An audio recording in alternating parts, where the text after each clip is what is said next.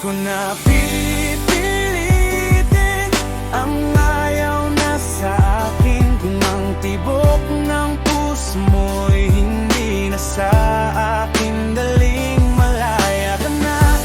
Iwanan mo na ang aking piling.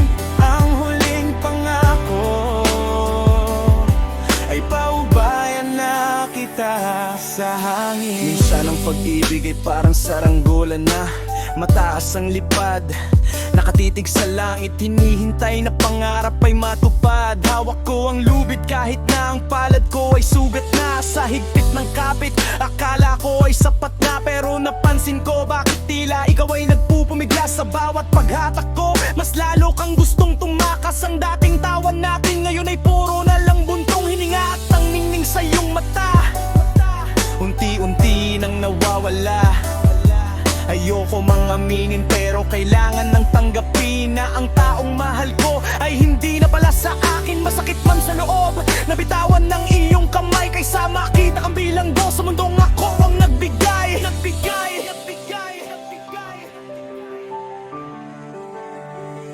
Hindi ko na pipilitin ang ayaw na sa akin. Kung ang tibok ng puso mo'y hindi na sa akin, daling malaya ka na. Iwanan mo na ang aking piling. Ang huling pangako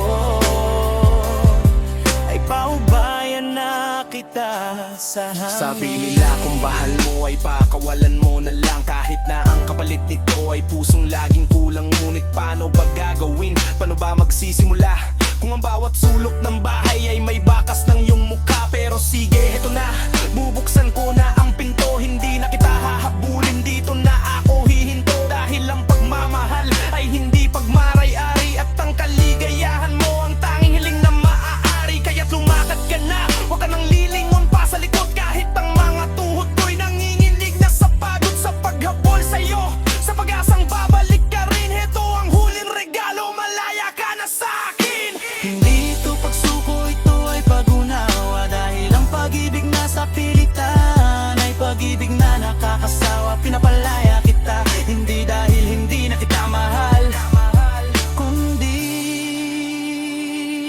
dahil ang sarili mo naman ang dapat mong itanghal.